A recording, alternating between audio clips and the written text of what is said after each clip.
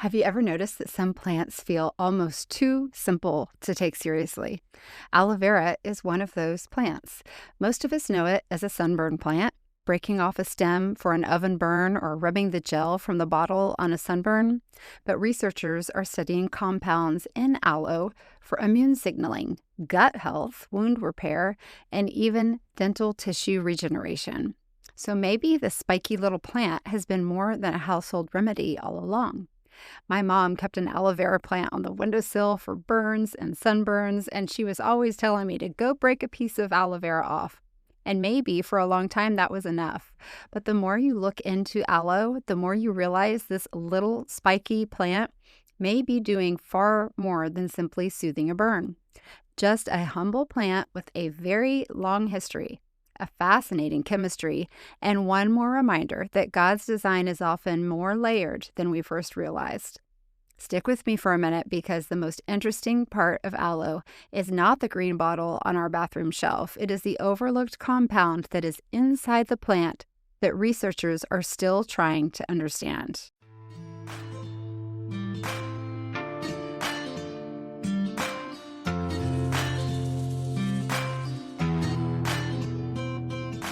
Do you ever wish your day wasn't dictated by your health? Are you tired of being tired all the time, or is pain holding you back from enjoying your time with your family?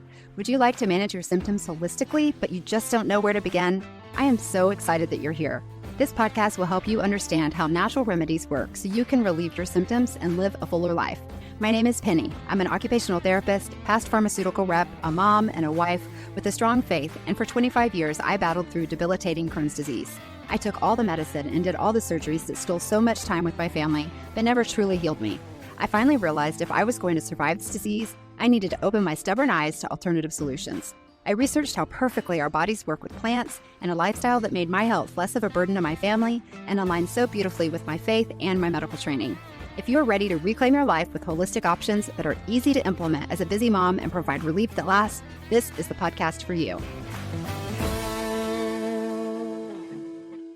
Welcome back to Becoming Natural. This is Penny. This is episode 79 about aloe vera benefits, the way this amazingly reliable plant knows how to restore our bodies. And I know aloe sounds almost too familiar. It is the plant that people keep near our kitchen window. Mine is sitting on the end table in my den, soaking up the sun. It is the gel that we slap on a sunburn after we got a little bit too comfortable at the pool. It's the bottle in the bathroom cabinet that may or may not be from 2017. No judgment here. We have all had a mystery wellness product living rent-free under your sink. No joke, I found a jar of Vicks in my bathroom cabinet at my parents' house from the 70s. I had to actually take a picture of it on ChatGPT, and it could determine based on the font on the front of the Vicks bottle. It was hilarious. So that is not a misunderstanding. That somehow squeezed through moves and trash. I have no idea. But we are not talking about something that showed up last Tuesday in a wellness aisle. People have been paying attention to aloe vera for a very long time. But today, I wanted to go deeper than the green bottle of gel or the brown bottle of thickened, drinkable goop. We'll look at aloe's long history, what modern research is studying, and why the inner gel matters so much. We'll also talk about acemannan. Say that again. Acemannan. Acemannan. Acemannan, but it's acemannan. The compound that may explain why this humble little plant keeps showing up in conversations about repair, immunity, and gut health. And this is where we have to hold two things at the same time. We have to be curious, but we also have to exercise a little bit of caution. We do not need to turn every plant into a cure-all, but we also do not need to dismiss something just because it sounds old-fashioned. Sometimes old wisdom was preserved because people noticed patterns long before people had microscopes, which is obviously becoming a pattern here at Becoming Natural. And sometimes modern science comes along later and says, well, would you look at that? Grandma may not have had the vocabulary, but she was watching something very real. This is especially true with aloe vera. And that does not automatically prove every claim. Traditional use is not the same as clinical proof, but it does tell us something important. Aloe has been a part of human observation for centuries, and when a plant keeps showing up across cultures and across centuries, it is worth asking a better question. Not, can this fix everything, but what is happening here? What is going on with this plant? Why does it work so well? And that question is what keeps us grounded. So let's begin first with the plant. Aloe vera is a succulent, which is obviously very popular these days. And that means simply that it stores water in its thick leaves. So if you've ever cut open a real aloe leaf or any kind of succulent for that matter, you know the inside is not dry, it's not woody, it's a cool, slippery, clearish, gel-like substance. And that gel is where much of the gentler aloe conversation lives. But aloe is not just one substance. This is the first big distinction. The inner gel and the outer latex leaf are not the same thing. The inner gel is the soft, mucilaginous part. Mucilaginous is just a fancy word for slippery, jelly, soothing feeling plant material. And think about like the gooey inside of okra or chia seeds in water, just plants that create that smooth coating texture.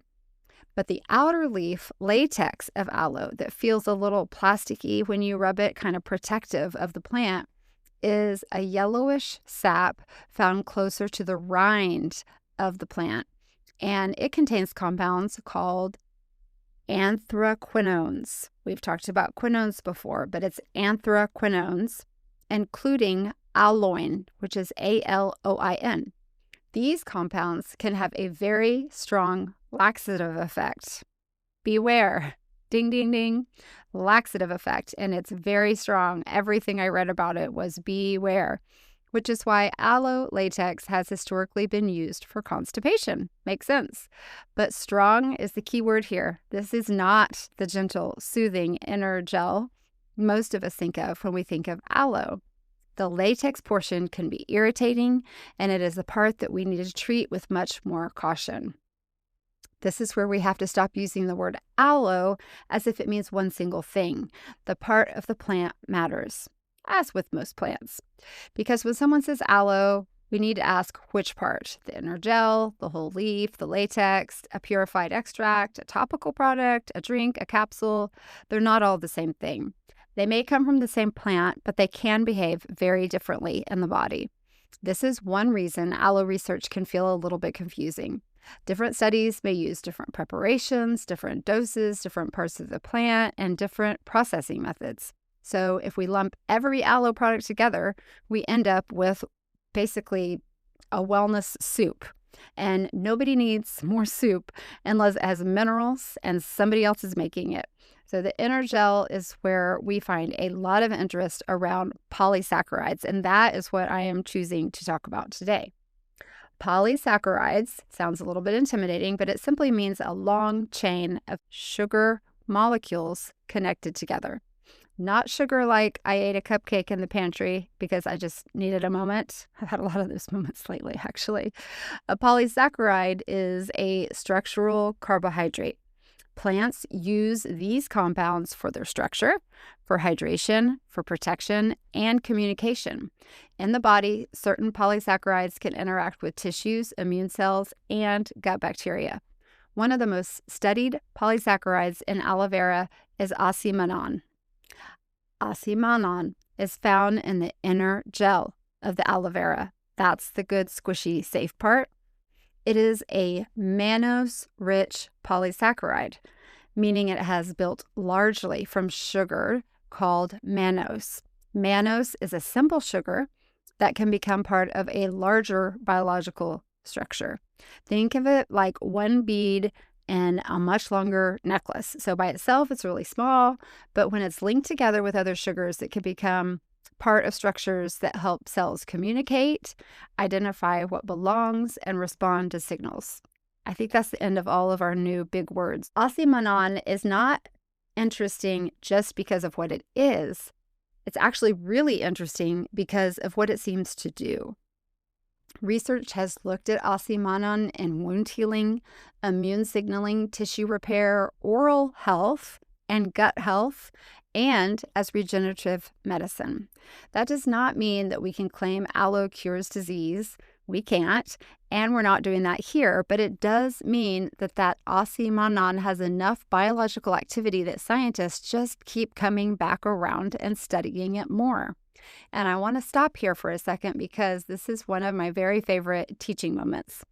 A plant compound does not have to be completely dramatic to be biologically meaningful. It doesn't have to move mountains to be really, really important. Because sometimes we're trained to think that if something is natural, it must be weak, which I'm here to admit that is out of my own old condescending playbook, or if it's powerful, it must be pharmaceutical. But the body does not think in those categories. The body responds to signals, and we're learning that more and more, which is so exciting as we uncover another product, another compound, another something every week. It literally is our body responding to signals each time we put something in our body. And that is the thread I want you to hold on to throughout this episode. Your body is always listening. It listens to food, it listens to sleep, it listens to stress, to light, to infections, it listens to minerals, and yes, it listens to plant compounds. And sometimes a plant does not force the body as much as it participates in a conversation the body already knows how to have. This is not mystical. This is just simple biology. Cells communicate through receptors, chemical messengers, inflammatory signals, immune signals, hormones, nervous system pathways. Your body is constantly receiving input and deciding what to do with it. So when we talk about aloe, I don't want us thinking aloe heals the body because that's incredibly simplistic. I want us to think about what signals might the aloe provide and how might our body respond to those signals. That is a much more grounded question. So let's talk about skin and tissue healing first, because this is where most of us have met aloe vera. You get a burn from the oven, you get too much sun, you scrape your skin on something, and someone says, go put aloe vera on it. There is a reason that use is stuck around. Skin is not just a covering, it's an organ. It's your boundary between your body and the world, and it protects you from microbes and chemicals and sunlight, dehydration and injury. So when the skin is damaged, the body has to respond quickly. That response includes inflammation, immune activity, blood flow changes, obviously you'll bleed, collagen production, and tissue rebuilding. We've talked about this before, where something happens and all these things rush to the site of the injury and it causes inflammation. And in that situation, inflammation is not bad. That is another misunderstanding that we need to correct. Inflammation is part of healing. Acute inflammation is the body's emergency response. So acute means right now, really fast. Let's take care of this now. It brings immune cells, it brings the fluid, it brings the nutrients and repair signals to an area that needs attention. If you cut your finger and it becomes a little red, warm, or tender, this is not your body betraying you. This is your body actually sending help, repairing, and helping your body to heal quickly. Remember, our body is always heading towards healing, always. The problem is not inflammation itself. The problem with inflammation is when it becomes excessive or poorly regulated or long-lasting. Aloe vera gel has been studied for topical wound and burn healing. The cool gel texture can feel soothing, but the interest goes beyond the cooling effect. Aloe contains those polysaccharides and those other compounds that may support moisture, tissue environment, and repair signaling. When the skin is injured, repair cells called fibroblasts, we've heard that before, they get to work producing our collagen, the scaffolding-like protein that our body uses to rebuild tissue strength. We do naturally build collagen in our body, despite everybody talking about taking their collagen every day. That is why the acemannan research around fibroblast activity, collagen signaling, and tissue regeneration is so interesting. So let's just take a minute here, because there are a lot of new words together, but The acemannan is the gel inside the aloe, and it helps with the fibroblast activity, which is helping to come to that inflamed spot where you've hurt yourself, which also helps with collagen signaling. Collagen comes in and repairs what is wounded, and tissue regeneration. That's simply regenerating the healthy cells where bad cells have been wounded, or I guess you should say where good cells have been wounded. Tissue regeneration is creating new cells to heal the area of your body. So just think of this in context of I burned my hand on the oven. Just trying to simplify that down so all those words don't get overwhelming. But for the everyday aloe conversation, it helps explain why this plant has been associated with skin repair for so long. The body is not just trying to cover the spot. It is literally trying to rebuild that living barrier from our body and what it's trying to protect and the environment around us. Aloe's inner gel may support the local environment where that rebuilding happens. So, the acemannan has also been studied in dental and oral tissue contexts, which I find fascinating because it takes the conversation deeper than sunburn. And I tend to have issues with my teeth caused from long-term inflammation from antibiotics. But one study looked at acemannan and dentin regeneration. Dentin is just that hard tissue underneath your tooth enamel. The researchers investigated acemannan in inflamed dental pulp. Dental pulp is the soft inner tissue of the tooth that contains your nerves and your blood vessels and the connective tissue, the part you'd never want to touch because it does not feel good. This does not mean you rub aloe on your teeth and call it dentistry. I wish it was that easy. Please don't go tell your dentist that your new podcast friend told you so, but it does show why acemannan is so interesting. In that study, it appeared to support repair activity. Cells multiplied, collagen-related signals increased, growth messages were released, and minerals were deposited into the harder tissue like dentin. I was just at the dentist yesterday, and I remember saying, why doesn't God give us midlife teeth? Like, why can't we have baby teeth and those go away? And then by midlife here, when we've used our teeth a lot or we've made mistakes or things have happened, we just get one more round of teeth. It would be really nice. Wouldn't that be amazing? God, do you hear me? Let's work on that. It means acemannan is being studied as a biologically active compound that may influence repair pathways. And this helps us respect aloe without exaggerating it. Okay, so now let's shift over to the immune system discussion, because this is where aloe and acemannan get really exciting. So your immune system is not just a germ-fighting army. It is, but there's more to it. It's more like an intelligence network, and it has to recognize what belongs, what doesn't belong, what's damaged, what needs cleanup, and what needs repair. It's really fascinating, and we've kind of touched the surface of that when we talked about the essential oils back in the essential oil episode a long time ago. One of the immune cells often discussed is acemannan research is the macrophage. A macrophage literally means big eater. So macro, big, phage, eater.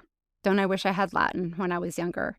But these cells help engulf debris, damaged cells, microbes, unwanted material. They eat big things, bad things. They also release signals that influence inflammation and repair. So think of macrophages like cleanup crews that also carry walkie-talkies.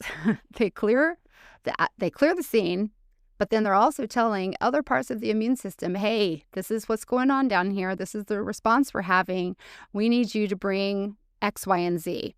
So some research has explored how acemannan may activate or modulate macrophage activity.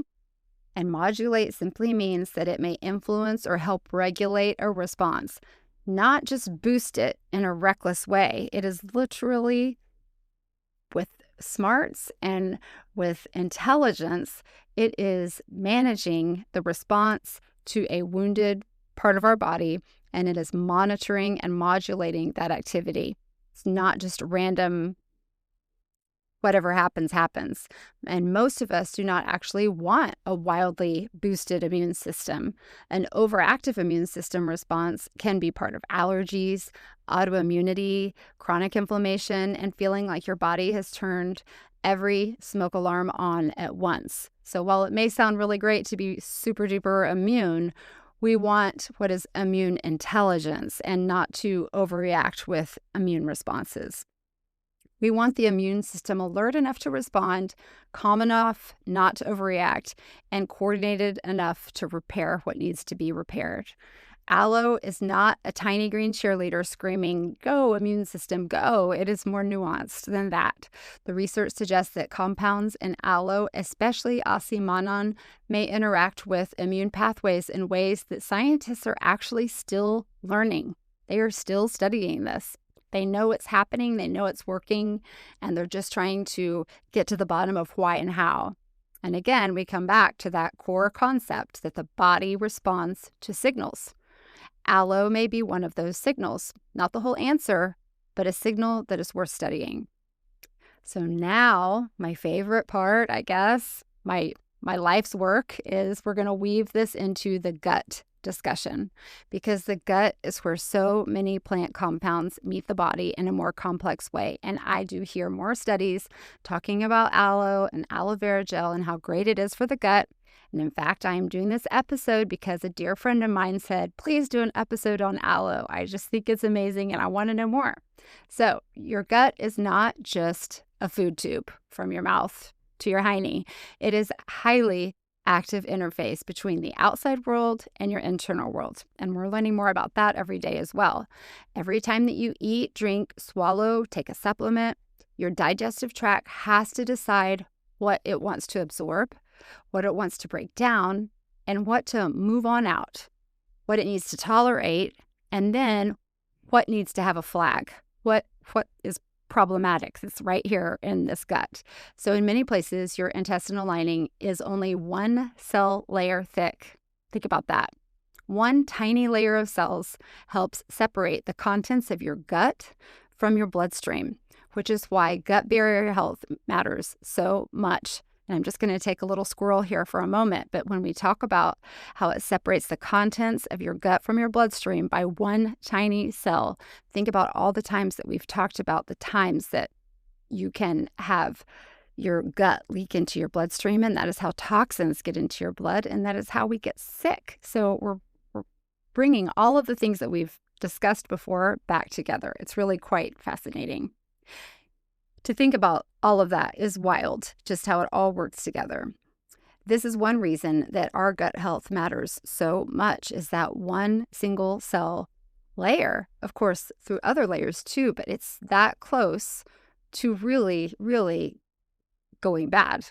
So inside the gut, you have trillions of microbes, and these bacteria are not just little hitchhikers in the gut. They actually help digest fibers, produce those short-chain fatty acids. What did we call those? We called them polysaccharides. They interact with immune cells. They influence the gut barrier, and they communicate with the nervous system. So some research describes acemannan as a potential prebiotic. And prebiotic, I know you've heard probiotics all the time, but prebiotic means it can serve as food or support for beneficial microbes.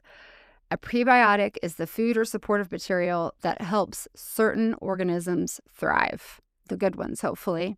So when we say acemannan may have prebiotic potential, we're saying that it may help influence the gut environment in ways that support microbial activity. And here's why all of that matters in context. Your gut microbes can ferment certain fibers and polysaccharides, i.e. fermented. So when they do ferment, they may produce those short-chain fatty acids. Short-chain fatty acids are small compounds, polysaccharides, that can nourish colon cells. They can support your barrier function and influence that inflammation in a positive way.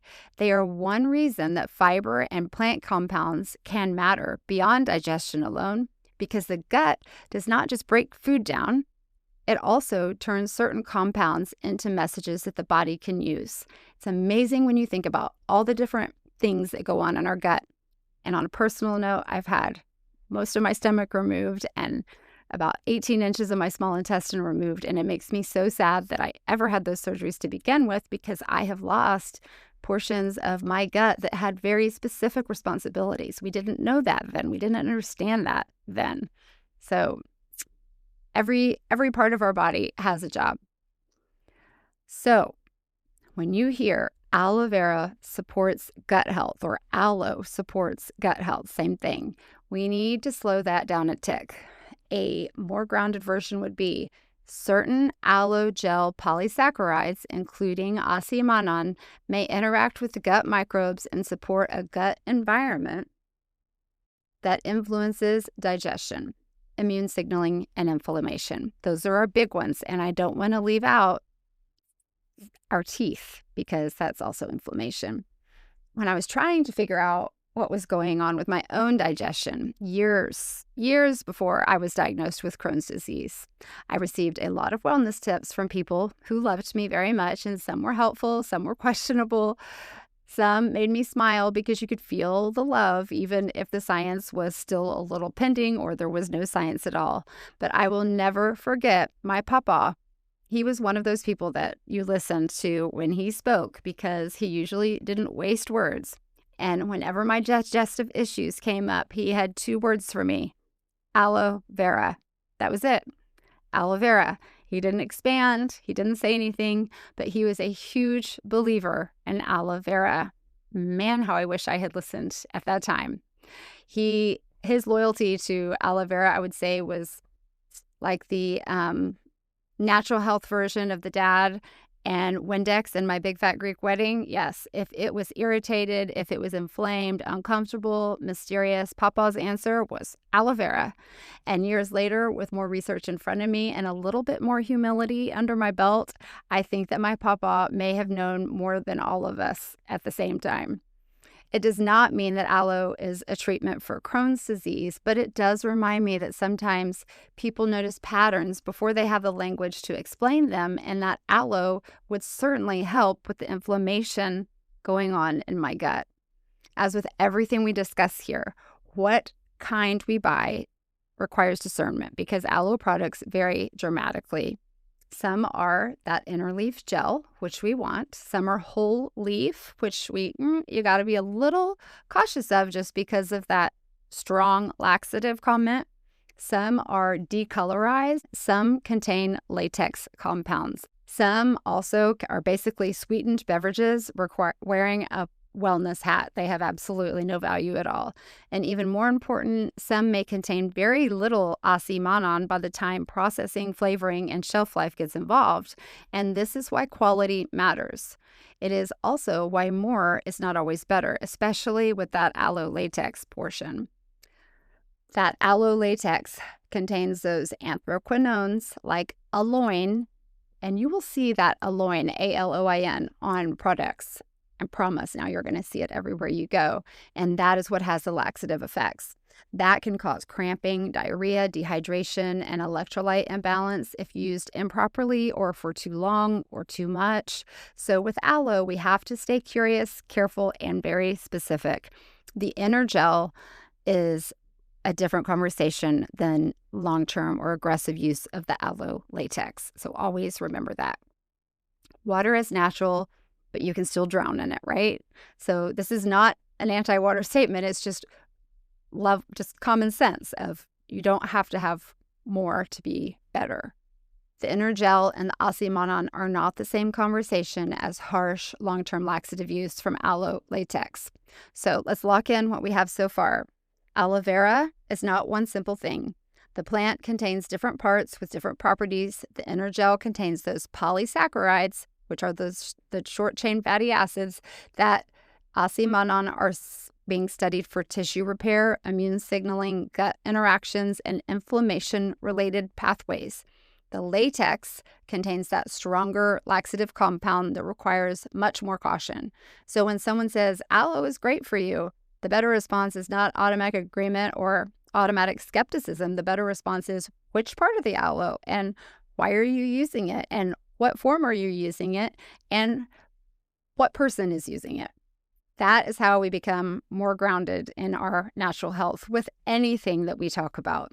We can honor traditional wisdom without accepting every vague claim. We can read labels carefully, and we can ask better questions, which is really my passion and what I want you to do and what I hope and I am imparting to everybody who listens here. So connecting aloe to inflammation and the nervous system now, because I know many of you are listening are not just trying to learn plant facts, you're trying to understand your body better. You're tired, you're inflamed, you're overwhelmed, you feel like your body is reacting to everything. I have been there. A food, a smell, a stressor, a bad night's sleep, a supplement that was supposed to help but made you feel kind of off, a weather change because apparently our bodies now subscribe to some sort of meteorology. I'm still trying to figure that one out. And when your body feels reactive, it is easy to feel betrayed by your body. But often it's not your body betraying you, it is communicating. Inflammation is one form of communication. The nervous system is another. The immune system and nervous system are not separate strangers. They are constantly talking, and we have to continue to look at our body as a whole rather than breaking it down into certain parts. One of the major pathways involved in that conversation about the nervous system is the vagus nerve. The vagus means wandering, and the vagus nerve earns that name. It travels from the brainstem down into the body, connecting with the heart, the lungs, the digestive tract, and other organs. And if you have problems with your vagus nerve, you could have some serious problems. You've heard of vasovagal response where, your blood pressure drops, your heart rate drops, or, they clipped my vagus nerve because they thought intentionally, because they thought it would decrease acid secretion to my stomach. No idea if it worked or not. But the vagus nerve is very, very important, but it has lots of, we'll say, branches that come off of the major vagus nerve. It helps regulate that parasympathetic activity. Parasympathetic means the branch of the nervous system associated with rest, digestion, recovery, repair. It's not the fight or flight. It's the simple, calm part of the nervous system. Your body needs a nervous system state where it can digest, where it can rebuild the tissue, where it can regulate that inflammation and restore energy to your body. So when you're stuck in stress chemistry all the time, your body may prioritize survival signals over repair signals. That happens all the time. This is why we're trying to learn to be more natural and relax. And that does not mean that you're failing. It means that your body has a hierarchy. It's all about preserving the body first. If the body thinks you're in danger, it will not prioritize deep restoration the same way. If this is where your gut and your immune and your nervous system health become one big conversation together, the gut can signal the immune system can send inflammatory messages, the inflammatory messages can affect mood, fatigue, pain sensitivity, and brain fog. The vagus nerves help carry information between the gut and the brain. They always talk about that gut-brain connection. There's your connection. So when we talk about aloe and inflammation, we're not just talking about one plant fixing the whole system. We're talking about one possible input in a much bigger communication network between the gut, the immune system, and the brain. It's layered, it's connected, and more complex than one plant doing a simple job. Plant compounds may influence gut microbes may influence inflammatory messengers may communicate with the nervous system may influence digestion, immunity, repair. This is why one small input can matter. The whole system is connected, and that connection is incredibly humbling, but incredibly hopeful. It means that your body is incredibly complex, but it also means support can enter through many doors.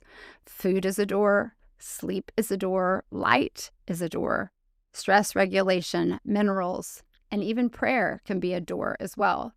not because prayer is some biohack, but because we are whole people. Our body, our mind, our spirit, our nervous system, immune system.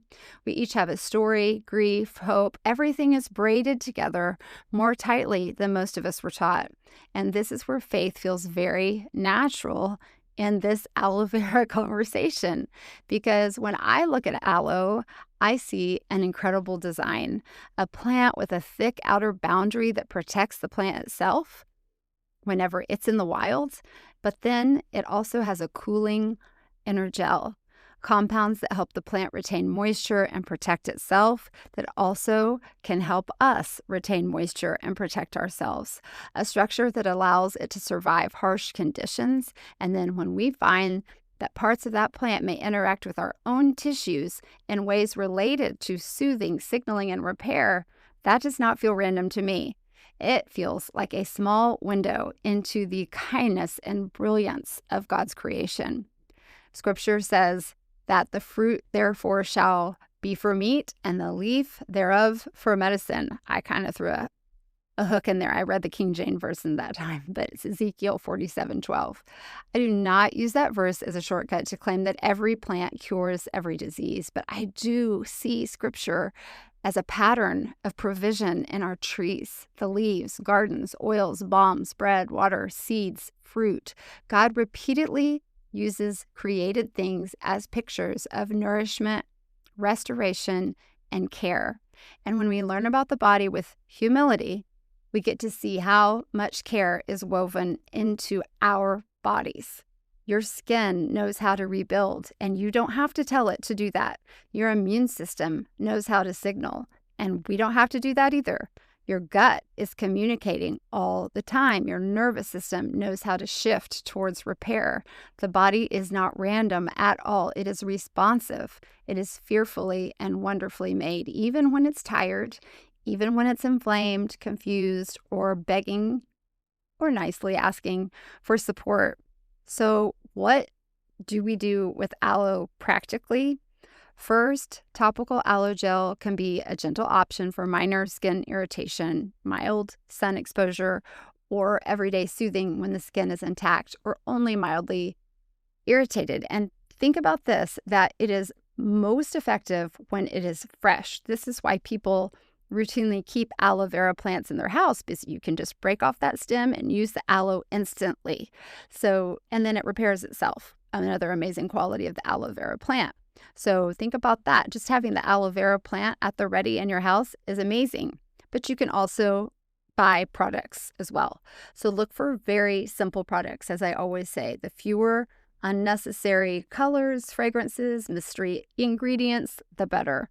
And if you're sensitive, patch test first. And of course, always look for something that is USDA organic with that seal on it, and preferably made, processed, bottled in the USA. That's not always possible. It is with aloe vera, but you just want to make sure that you keep it as close to home as possible. When you patch test, that means you put a small test on a small area of your skin and just wait and see how your body responds before using it broadly over your entire body. That's just listening to your body. It's just smart. So next, you can use aloe from a fresh plant. Like I said, be aware of that yellow latex near the rind. Even if you break it off a stem, you're not going to hurt yourself. Just don't eat it unless you need it. That is the part associated with the laxative compounds. And for topical use, many people use the clear inner gel, but even natural plant material can irritate some skin. Next, you can consider drinking aloe and using it orally as an aloe supplement to slow down and read the label to make sure that what you're ingesting is quality. For oral aloe products, I would look for inner leaf gel, latex-free, decolorized, purified, or aloin removed on the label. Aloin is that compound that makes the laxative effect. You don't want to take it and regret it. And that's the part we treat with more caution. So are you using it for digestive support, for gut issues, for constipation, for blood sugar, gut lining, just general wellness? Different goals require different levels of caution. You definitely want to be wary if you're pregnant, nursing, on diabetes medication, on heart medication, on diuretics, dealing with any kidney issues or liver issues, or managing a chronic condition. Don't wing it. Ask someone who is qualified. Do not use aloe to delay appropriate care. Don't just think, oh, I'll use this and pray that it gets better. Aloe may support minor skin comfort, and it has interesting research behind tissue and immune signaling, but serious burns, wounds, infections, chronic digestive symptoms, blood sugar issues, dental problems, anything, but they deserve proper evaluation to find out what the root cause is of your problem. So, with one more layer before we close, the difference between soothing and solving. This is important. Aloe may soothe, aloe may support, it may send signals, it may participate in repair pathways, but aloe does not replace the foundations. If your skin is not healing, we ask about protein, minerals, blood sugar, circulation, immune function, infection, so many things, stress, sleep, medications. That's why we always need to know the root cause of an issue whenever you're treating something. So if your gut is inflamed, we want to ask about the food triggers or your microbiome balance. If you had any infections, nervous system state, if your bile is working properly, we've talked about that before, stomach acid, motility, which is just are you constipated or have diarrhea, and your stress levels, because that affects absolutely everything. If your immune system feels overactive or underactive, we want to talk about your sleep, your nutrient status, your chronic infections, or your toxin exposure, any kind of trauma you've had, mold, hormones, nervous system regulation. Aloe can be an amazing tool. I just want to show you that, as with any compound that we talk about, it is not always treating the root cause of what your issues may be. The body is not asking for one hero ingredient. The body is asking for an environment where repair makes sense, and it comes with many layers. I always say that's why we're given a garden with many different kinds of compounds and plants in that garden. We need many things, not just one thing. That might be the most becoming natural way to think about it. We are learning to look beyond miracle product promises. We're learning how to create conditions where the body can do what God designed it to do. And that often includes a bunch of very simple little things, which makes it so much easier to become natural. Like a plant that's perched on your windowsill. I hope all of you who don't have an aloe vera plant go out and buy an aloe vera plant today. It's so cheap and it's so easy. You just basically ignore it. A little more curiosity is what you need about the body and what it's trying to say. Listen to that headache. Listen to that, sound that you hear in your body. It's speaking to you. It's just a different language. It may not be perfect the first time, and maybe you're listening for the first time. Learning the body's language is part of the healing work. So if aloe has only ever been the sunburn plant in your mind, I hope today helped you see it differently. I hope today helped you see aloe as more than just a miracle claim or a wellness trend. It's a plant with a history, a chemistry, and a fascinating relationship with the body's own repair language that goes well beyond our skin surface. The inner gel contains those polysaccharides. Acemannan has been studied for immune signaling, tissue repair, gut interactions, regenerative potential. The latex portion requires caution, but it can also be a very good laxative if you need it. You can be very, very sick if you have chronic constipation. And the real lesson underneath all of this is bigger than aloe. Your body responds to what? If there was a classroom, I would say signals. Some signals burden it, some signals confuse it, some signals support repair. And part of becoming natural is learning to notice the difference with gratitude. Even when your body feels weary, it is still working for you. It is still communicating. It is still trying. And maybe today, aloe gives a bigger picture of that kind of subtle yet powerful support. So if you found yourself thinking of a friend today, your mom, or someone who is trying to understand natural healing without getting swept into all the hype, this may be a good episode to send to them. They may not need one more thing to buy. They may just need the reminder that natural health can be thoughtful, grounded, and very gentle. As you go through the week, maybe just notice the simple supports around you, the ones that have dismissed you before because they seem too ordinary. A glass of water, earlier bedtime, the walk outside, a little quick prayer in the car, or that spiky little succulent on your windowsill. Small things are still things, and God is not absent from the small or the slow. So I want to thank you so much for listening this week. I have, as always, linked a couple products that I would recommend in the show notes if you want them, not necessary at all, but just to help you guide your searching. If you wanted to buy something in a product, I think going to the nursery and buying an aloe vera plant is the best option for today's homework. You can buy a little small one. They grow and they get bigger and bigger depending on your plant. If you live down in Texas, you can plant it outside and it'll continue to grow year round. They're really fun plants. So add that to your succulent collection. Remember that you can use it for many things beyond skin health. I hope you have a wonderful day. Thank you so much for tuning in today. If you've enjoyed today's episode, hit that follow button, leave a 5-star review if you're so willing, and help spread the message of Becoming Natural by sharing it with a friend. Check out the resources in the show notes and join the email list to stay on top of all the latest and greatest happenings at Becoming Natural as we roll out exciting new things while we grow. Until next time, take those baby steps to a more natural life and always give yourself grace. Progress, not perfection, is the goal. See you next week.